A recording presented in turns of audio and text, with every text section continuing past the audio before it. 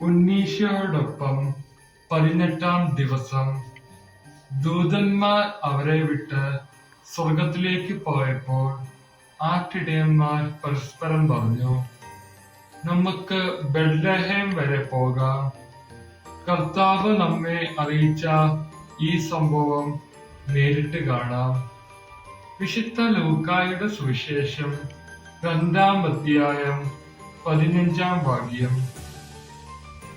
വിദ്യാരഹിതരും പാവപ്പെട്ടവരും അന്നന്നത്തെ അപ്പത്തിനു വേണ്ടി ഊണും ഉറക്കവുമില്ലാതെ കഷ്ടപ്പെടുന്ന ആട്ടിടയന്മാർക്ക് രക്ഷയുടെ സദ്വാർത്ത വിശ്വസിക്കാൻ, അതനുസരിച്ച് പ്രവർത്തിക്കാൻ സാധിച്ചു.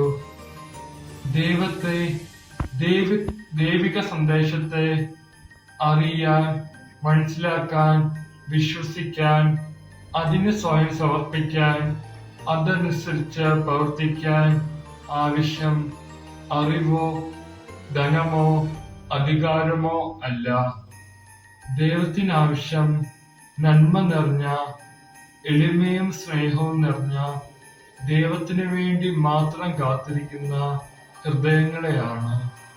ദൈവത്തിനു വേണ്ടി കാത്തിരിക്കാം, ഏറ്റവും എളിമയോടെ, സ്നേഹത്തോടെ.